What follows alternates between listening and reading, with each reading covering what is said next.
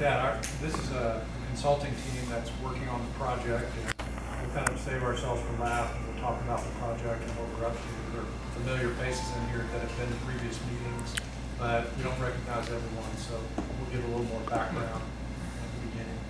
So, with that, because you wanted to be out of it. That's right. Stuart Sims, Boron. And if you don't mind, I noticed you left your hat back there, but if you just kind of tell us what your main hat is that you wear where you work. Hey, watch your language. That's why I was picturing my wall. That's a four-letter word you just threw out. I'm retired from the borax plant. All right. What, 07? All right. Thank you. I'm Secretary of the Chamber of Commerce in Boron. I'm the Executive Director of Boron Alive, a nonprofit. And I'm Nathan Francis, I'm the line manager for East Borax Real Estate. I'm Lewis, I'm the Community Affairs Advisor for Rio Tinto.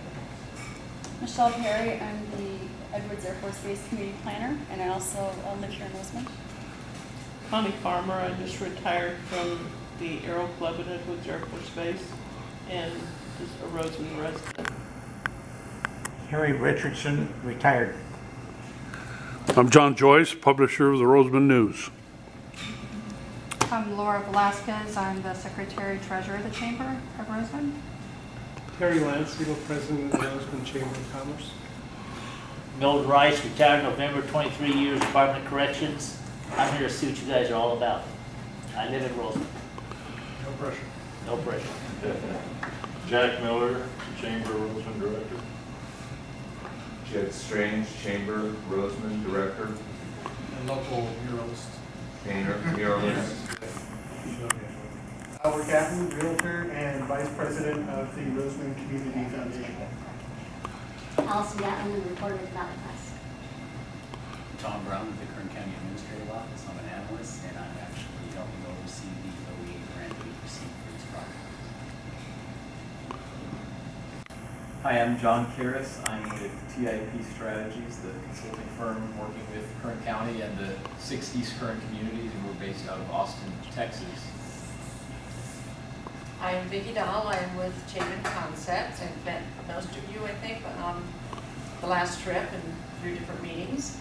We're working with TIP on the individual community plans for the overall OEA. And I'm Tom Stellman, also with John and Vicki with TIP Strategies. How many of you have attended a meeting before regarding this project and are somewhat familiar with what the project is? How many of you have not yet? Well, I'll take just a moment to kind of back up. Kern County was made aware of some funding to do some planning and analysis for East Kern that was made available through the Department of Defense. And the Department of Defense has a group called the Office of Economic Adjustment that grants money to areas that have military installations to help them diversify their economy and become a better community and region to support the military installations that are in that area. Since you guys have China Lake and Edwards here, it was a natural fit. So the county pursued grant funding for this and was awarded that, and then asked for our help as a consulting firm to help carry out the planning process. And so we have a couple of things that we've been charged with. One is to look at East Kern County and come up with some ideas and strategies for how to bring better economic development to this area, how to create jobs, how to create wealth in this community, in this region. They also wanted us to specifically look at, like where are people living and where are they working, who's leaving the area, and are we losing some of our talent from this area that's working somewhere else, and is there a way for us to be able to bring them back and create more jobs? And then we were asked specifically to look at the 3 incorporated areas and the 3 unincorporated areas that are in East Kern. So that includes Tehachapi, Ridgecrest, and California City on the incorporated side, and then Boron, Rosamond, and Mojave on the unincorporated side. And so we are aware that some of the communities have done planning exercises in the past. You guys went through and did visioning exercise in Boron and in Rosamond. And so we've had a chance to look through that. And we've been in the community several times now. Vicki was out recently and held a meeting with community leaders to get input. We've been to Hatchby, we've been to Ridgecrest. We've taken a very nice tour of Edwards and a tour at China Lake. We've met with individuals in the community. Today we met with the head of the Antelope Valley Chamber, just because they cover this region. We also had another meeting with a representative from Edwards, from several employers here. So we've spent a lot of time in the area. We've also done a lot of work, analytical work, to look at data for the area. Our firm and Vicki's, we both specialize in doing economic development planning. We've done this not just in California, but across the country. And we've done a lot of work with military installations across the country. And so I didn't mean for that to sound like a commercial. It's just more for you guys to understand who we are and what we're up to. But our charge today is to get additional feedback from you guys about what's next for Boron, what's next for Rosamond in terms of strategies that could be implemented or projects that could be supported. And we'd like to hear from you what you think are the right ideas here. In other words, what is it going to take for this community to be successful, either community to be successful from an economic standpoint? You know, we have representatives from employers, representatives from the Chamber of Commerce and the board.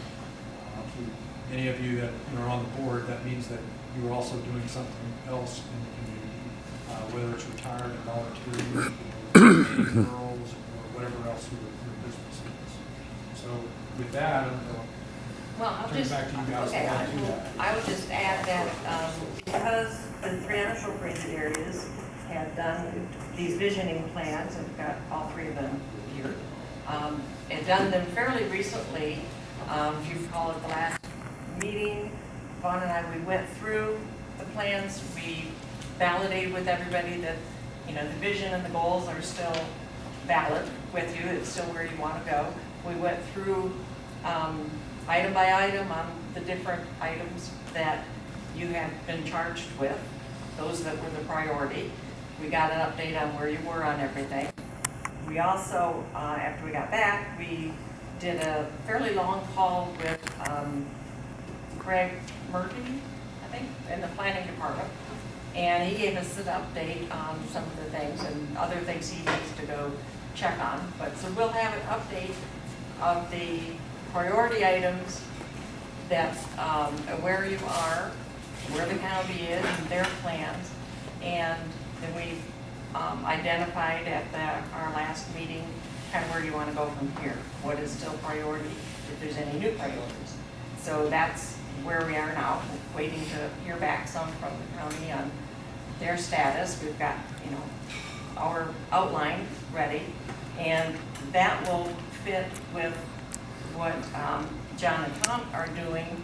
They'll kind of look at the grander scale or the broader scale for economic strategies, and we'll focus on the individual visioning plans, kind of do an update for you. We probably haven't fully described what we're up to yet, so I don't know if we've satisfied that.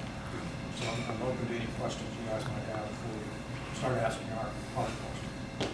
Yes, sir. I have one question, and that is, you obviously bring a lot of experience and doing this type of thing with other communities. Could you name one or two home runs that you've had so I can explore them and see where they were and where they got to with this program? With the Office of Economic Adjustment type program? Yeah. Yeah, sure.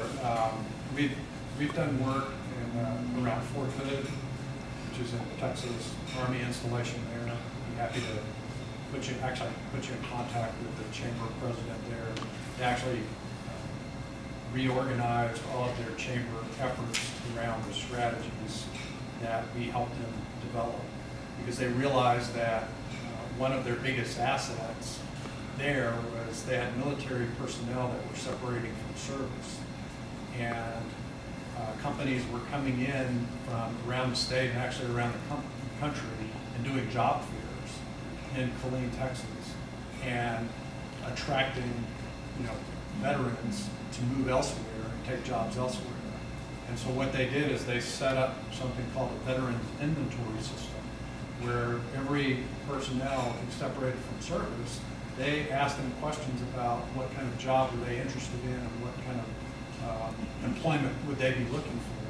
And so they created a system where they cataloged everybody who's coming out and what their skill sets are, and then they've used that as a marketing tool to attract companies into that area.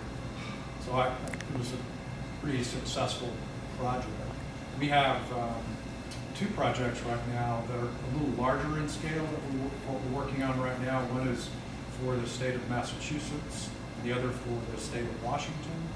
And they've both been going for about a year now. And the success stories there aren't really what I would call an outcome of success, but they were able to use their strategy to go back to the Department of Defense and get funding for actually implementing their strategy. So they have several projects that are already underway there. And that's one of the questions we'll have for you is, because we think that the Department of Defense is ready if you come up with some good ideas for East Kern that make sense, that they've shown a willingness over the last couple of years to come back in and not just give money for planning, but give money for implementation in the area. And so, and afterwards, I've got a couple of other places that we've worked specifically on Department of Defense grants where they've been successful. Thank you.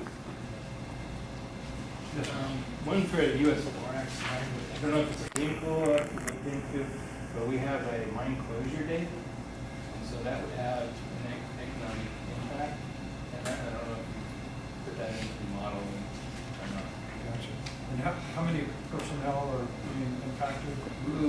800 employees, but we're pulling our employment base not only from within here, East Kern, but we're pulling some of our employees live in Victorville and San Bernardino County, and then Palmdale, Lancaster, area in LA County. So the impact would affect some of those communities, not just. Gotcha. Actually, one of the things that we did that we'll share with you guys in the actual report is we looked at the zip codes that cover boron, and so the data actually shows where people are commuting from to come in and work there. It's probably not going to add up to exactly what you're employing, but at least show where the majority of them are coming from. And you guys know that. You've got your zip code files. But that, maybe that, do you have a date certain, or is that? It all depends. It fluctuates with the market, sure. But the current mine closure plan is 2047. So that usually typically in mining industry will push out a little bit as we lose market share, but it's kind of the soft target date. 2047. 2047. So it's not next week. Not next week. It's already, we have the press here. We got to be real careful. So many of the future workers that would be affected by that have yet to be born. That's good. So that's good news. Yeah. But there is a time frame, a timeline for that. Thanks for sharing. Any other questions or comments based on what we've described? Yeah, I think they're being comfortable, and I think there would be an impact on Victorville and Barstow and Bull. Yeah, because so much of your economy is We're a tied little to. bitty. Yeah. We wanted to go to 2048. Yeah. I mean, that'd be hard, but I don't.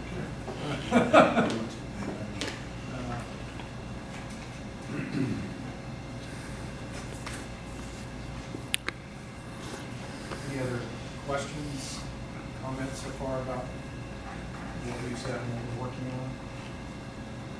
I guess my question would be, did the county weigh in on any of the stuff that we went over a month and a half ago. Did they come back with any comments from all the input we gave back in, I think, June? We have not so far, so we're waiting for TFU to put together the comprehensive strategy for each location, and then we're going to go over that. And the deadline for this grant is in July 2017. So we've got a ways to go. We're still in the early stages. Yeah, I mean, we have an internal timeframe that we're working on to try to have drafts done by the end of this year, so that we have time to get feedback and go back and forth. Your strategy include pot? It's funny that you should mention that. That actually came up today as an opportunity for medicinal, growing and processing. But beyond that, there hasn't been other conversations. Well, it's I guess because that's a serious impact on our economy here in the town. In a positive or a negative? Negative, seriously negative. Yeah. Causing businesses to close down and so forth. And everybody's just being squeezed out of the commerce area because of the mass result. So Are you okay sharing a little more detail, just so that I understand? well, basically, we have two growing facilities right in our commerce area right here. And we have, what's our pot shops up to? 13, 12? My time is 12. I think it's 12, because we just had a new one open up down the street, and one next to it, so I'm thinking it's 13, I might be wrong. But it's literally just squeezing all the commerce out of the area. I think there were 9 the last time. It's grown since then, yeah, it's grown just like that, yeah. Like the new one that we. Yeah, the county said there's been a moratorium, and yet they just keep coming in, they go, well, they're operating illegally. No kidding, but nobody seems to be making the slightest effort to do anything about it. And there's a couple of reasons for that. One, if they go in and bust it, shut them down, confiscate their product, and if it doesn't go through the court system and be successfully win the court case, now the county has to go back and pay them back street value for the loss of damage to the product. So it's and I think they're waiting until the election time to see what direction the laws are going to go. And so it's kind of a sad state of affair for our area. It's not like Bakersfield where it's large enough for commerce around Bakersfield to recover from that saturation. But Rosamond is not a community, and we're not a city, so we're an unincorporated area. It's devastating our economy here in commerce, which I don't know if Rosamond could recover from that, to be honest with you. Have you had an opportunity to speak to Zach Sturgeon's? We have? Yeah. Well, yeah, we voiced it strongly. Many of our entities, Chamber, RMAC, and some of the other entities around town, prosperous, and there doesn't really seem to be much of a voice of that concern. Okay. And it's probably one of the most serious issues we're dealing with. And personally, I mean, if it continues, I'll sell my home and move elsewhere. It's how bad it's getting. Sheriff closing their substation or not? They have, they're looking for a new building. They haven't officially left the area, but, and that was only because the lease came up on the building. So it's not, they were forced out or they were closed down. The lease had expired on the building, so they were gonna have to move out of the building anyway. And they're currently looking for another building. Right now they're working out of the Mojave area, but they're still stationed here. And then once they relocate a new building, then that'll be back into the building. I really don't know very much about business, but, and I know Rosamond is a much larger city than Boron is, but isn't that just kind of economics? I mean, it doesn't seem like 11 distribution centers could stay in business. I mean, it seems like competition somehow is going to reduce. That might be a question for the county, because there doesn't seem to be any slow down? I mean, it sounds like response from the more- county more to really take yeah. any action on it.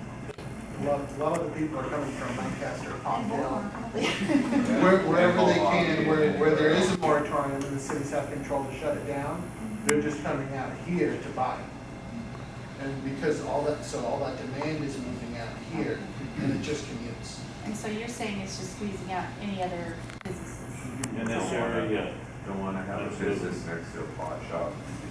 You've got no business that's part of their shops and all kinds of stuff, and they're shutting their doors, or the landlords are saying, oh, well, I can get more money from these pot shops, we'll kick these people out, and just let them take over. and that just happened recently, the one of the businesses on Lemon Street. They came in, and they didn't actually buy the building, as I understand it, but the owner has, the new owner has rented out the pot shop and has moved out 2 businesses in the process. One of the businesses has been here for 26 years trying to relocate, and they don't know if they're going to be able to relocate to another building at a comparable price that they were paying for this building. And this is what, guys and gals, there's one. And now there was a bike shop up front. He got squeezed out, but he said he really lost interest in the bike shop anyway, so he didn't have to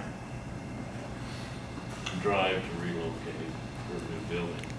But, you know, a lot of the buildings are taken up are some of the older buildings that are low cost to operate, you know, low overhead, versus having to go to the newer section of town where, one, there's a high demand building space, and even to rent it out is at a higher rate. And the other option would be in areas that would be so bad that really wouldn't want to open up a business in that area. So, you know, we got some serious issues in this community, and a lot of that comes because we are not a city. We don't have the voice that an actual city does.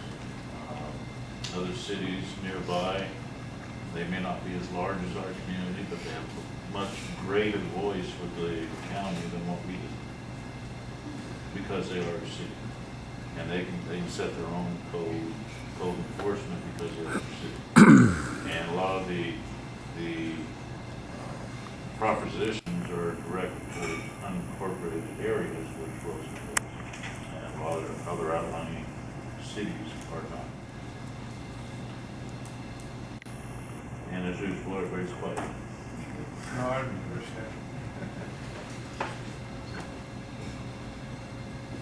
Yeah, I mean, if that's obviously a barrier to your success, it needs to be addressed. Yeah, Whatever the avenues are. it's going to kill our community completely. And this has been a very strong community. I mean, I graduated high school here, so it's a very strong community, and everybody feels their hands are tied to the second voice period. No voice, no action. Well, the way I understand it also is these pot shops, they're funded by the federal government. They're guaranteed the rent money. That's why these people are renting to them. Because they move out and they don't pay, they go after the government or whoever it is, hey, you owe me $10,000 for 4 months, and they're gonna get their money. That's why I'm understanding what's going on. Now, I'm not sure if that's it or not. But, And when this is a pretty recent thing that's happened, when did it start? Been about the past, what, year and a half, Terry, you said? Yeah, the pot shop's been in Rosamond for 5 or 6 years. But they've really grown last year. The last couple of years. Yeah. And one of the sad parts too is with the revitalization and everything that we've done, they're taking up residents in that area. So on Diamond Street, where the county helped and put in like $1.8 million to fix it up. Now we've got a bunch of pot shops downtown where we were hoping to have more of a community center and be able to do like new businesses, parades, events on the weekends and things like that.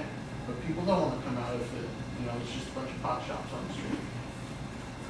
Yeah, in fact, we have a September Fest on September 24th. A lot of comments, well, I took my kid to that, not being around the pot shops, I don't want to run pot shops.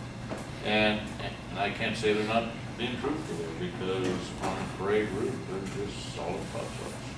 So, we're thinking about changing it to pot fest, just kidding. Are you aware of other communities, either Kern or somewhere else right now that are experiencing this, that are doing? No, it's all making any here. progress? It's all here. I mean, there is a heavy, dense area of pot shops in Bakersfield. Yes, there is. And there's actually a site you can go on, I believe it's weedmaps.com or something like that. And you can actually see the concentration of pot shops. That's us, nothing in Lancaster, Palmdale, except for maybe one, I think, two at the most. And then between us and Bakersfield, there's a concentration of pot shops. And that's it. Feel free to pull your chair up. So you really don't see anything in between those areas. So we are a very dense supplied area for that business. Now I didn't take a look to see if the area that's in Bakersfield was incorporated or not, because I believe the proposition was supposed to be for unincorporated areas. But it was a very dense population of pot shops in Bakersfield. I'd say about 3 times our size at least that I saw. Now, you mentioned the growing facilities. Are they legitimate? Are they Well, the legal or county's got to know sanctioned? about it because they've had some heavy-duty electrical transformers installed. The building's got a perimeter, it's got dogs inside, there's a person that lives inside there. Keep an eye on it, there's lights on the place and the skylights 24/7. And it's pretty obvious as to what the building is. You don't have that kind of electricity going 24/7. And the word I've gotten to supply the local culture. Because I have a feeling that might be going on in other areas as well, but they're not as obvious. Yeah, I mean, they're popping up all over the state, but, you know, like I say, you're challenged because you're unable to make any land use or, you know, put any policies. Yeah, and everybody asked, even the county, what's that building? But you cannot get permits for what they're doing without the county. It's just impossible to do that. What they have done, without the county knowing from start to finish what they're doing. You know, we obviously are going to take all that in, and if we can find examples, obviously we have a representative from the county, so the message is being heard. And then I don't have an answer for you today other than I didn't think you would. become a city, but no, I hope you're okay just giving you an opportunity to give us the ask questions that I may not have. Every time we have a meeting that involves the county, I make sure they understand the situation. See how many people they've got out here enforcing that. Mostly residents. Well, they're growing, not reducing. We get the feeling that Kern County courts and Kern County Sheriff feel outclassed Absolutely. and outmoneyed by the marijuana movement. Now, we hear that the federal government still treats marijuana as illegal, but there's no evidence of the federal government here. We feel abandoned by the federal government in Rosamond. The marijuana industry runs it right now. To the solutions and the details of what might go forward. I have a question. I came a little late, so I'm not really sure what you talked about, but I noticed that there are a lot of marijuana shops in Rosamond, and I'm wondering how that's possible. They moved them out of Lancaster, and how are they able to come here? That's what we discussed. Yeah, actually, we've been at that for about 20 minutes. Because I have a property out, it's like 80th on Dogwood, and she has like a big warehouse workshop out in the back. She wants to sell the whole property, but she specifically said not to anyone that's growing. So how can we prevent that? You know? I don't think you can at this point. can't tell people how to use their own property. The problem with a lot of these marijuana growing facilities is there is no one entity to tie down to. I mean, it's all collective, even on the corporate level, it's a collective. So it's not like you can tie down one person or fine one person or code enforce one person. It doesn't exist, and they're very careful about that. So that when they go out and buy these properties, the person actually purchasing this property, I feel is very involved in the marijuana community, but they're not directly tied as the sole individual regarding the marijuana community. So they're going to come in as an investor, buy these places, they're going to rent out, release to these marijuana shops. Nothing can be done legally, nobody can be pointed to their involvement with it, and it's hard for code enforcement county or law enforcement to do any kind of action on that business because there is no sole person to nail down for doing it. What the county has done in the past is when somebody's got, there's a 12 plant limit, I believe, per person. And we're talking about residences now, right? Not actual shops that are opening up. So if somebody reports and code compliance comes out with the sheriff, they confiscate the plants and the board charges them a fine for each plant over 12. And what they do is they put a lien on the property so that way the value of the property is what's actually going to end up going to pay the county, prevent people hopefully from doing that in the future. And the moratorium on the pot shops is in place. So like I said, I need to talk to Sheriff Youngblood and Code Compliance and Zach Scrivener, and I'll send an email to them tomorrow and get your information before I leave here tonight and say, this is a big problem in Rosamond, so something needs to be done about it, and keep you guys in the loop on that. Yeah. And if you go around town too, which is kind of a offshoot of that issue, is the type of people that's going to our community. If you go around, because we're involved in community cleanup, we spend one day a month doing community cleanup around here, and our primary focus is Sierra Highway. But if you go around town, there's so much trash. I mean, just disgusting trash. Toilets, a whole ball of wax. I mean, it's just absolutely disgusting. And we cannot keep it up. I mean, a lot of it's on private property where we couldn't pick it up even if we wanted to. Okay. And it's a lot of that is because the homeless are coming into town for the pot. A lot of people say that's not true, but that's true. That we see that every day. And it's a different type of homeless personnel versus what we used to have. We used to have a few homeless. There's not a serious issue in that. But now it's attracting the younger crowd. And they're here for the pot. Now, whether they're involved in the pot, I don't know. But they're definitely there to get the pot. And their whole life's outlook is nothing. Smoke pot, throw my trash wherever they want. And a lot of people that live in the community have the same mental attitude because they're living in low-income housing.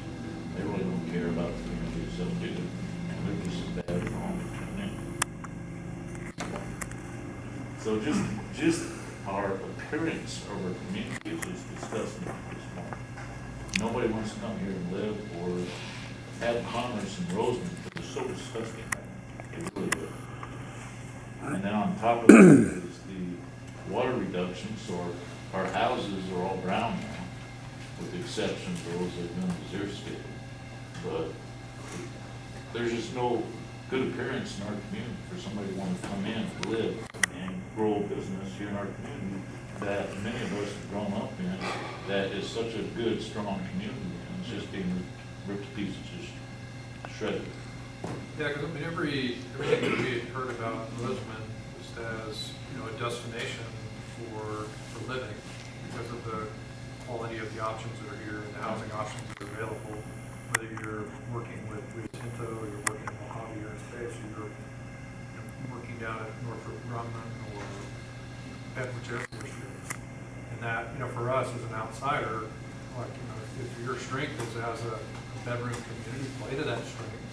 And continue to build on that. But to build on that, you've got to have the amenities to support that. Absolutely, absolutely. And we know that there are expansions going on in LA County, around aerospace and new contracts that are going on. So there is going to be increased pressure on housing in this area. People are going to be looking for a quality place to live. And if you guys can't offer that, then I think you'll just support the retail here to support that. So I mean, that sounds like a huge barrier that needs to be addressed in whatever way you can. Otherwise, a lot of the other things that you might do to enhance the community are going to be somewhat moot and effective. Because I mean, you have other assets here that can support maybe a tourism strategy, obviously a retail strategy. Well, it's kind of the premise of Diamond Street for beautification was a tourism strategy. Change the theme of the street and nice restaurants and different activities to whereas the tourists come through, they can come down Diamond Street and like you do in Kernville and some of the other Lancaster Boulevards, for example, Tehachapi. It's a lot of tourism there because you can go there and find a nice place to eat, spend a day or morning or an evening and go around the antiques, whatever the case may be, and you enjoy yourself. You have good time, it's good stuff. And that's kind of what we're hoping for Diamond Street to become. But the harder we work on that, the more prod shops. For all the weed shops. Danny, we had meetings with employers at Mojave Aerospace Board, and their biggest challenge is really talent. In other words, how do they attract and keep the engineers and the other technical workers that are supporting manufacturing? And Mojave, struggles as a place to live, and so the next logical place is to come down to Rosamond. Right. And if you're not able to meet that need, then they obviously will keep going. But I think realistically as a community, had they developed this non-commerce area, I don't think anybody really would have cared a lot at this point. But that's the problem is, if they were over by the industrial area or something, that example, they could have had probably all the pot shops they want and it really wouldn't have been that huge of an issue. But the fact that it's right downtown in one of the primary commerce areas that we're trying to grow, that's a huge issue. It's like spitting in our face as a community. It really is. I think zoning is an issue that we need to address, the issue that the area is zoned properly for the growth. Because I think a lot of us would like to see maybe some light industrial or something like that where they are income producing jobs, not just your regular, minimum wage type jobs, to actually try and build some wealth into the area. This changed. And so where do you feel like the best application of resources needs to be in order to grow this community in a healthy way? And we've already mentioned the Diamond Street, the investments that have been made there. So you want to protect those and expand that area. You mentioned potential light industrial, bring that into the community to increase better job opportunities. Housing has been brought up in the past, making sure that there's a spot for additional quality housing to meet the demand that currently exists. People that are driving right by to go live somewhere else that could be living and shopping here. What else is out there that you as a chamber or you as a foundation or other groups think should be considered? What needs to be on the table? I would like to see the metro, I'm sorry. Go ahead. I would like to see the metro extended to Rosamond and Mojave. And that may alleviate some of the problem that Mojave has attracting talent. And it would also probably expand the residential areas here in Rosamond if people knew that they had a way to commute to LA. And granted, it took an earthquake to get it as far as Lancaster and Palmdale. I'm just wondering what it's going to take to get it beyond that to Rosamond and Mojave. Commuter rails would go to homeless. I agree. That's the best idea. We're kind of a little opposed.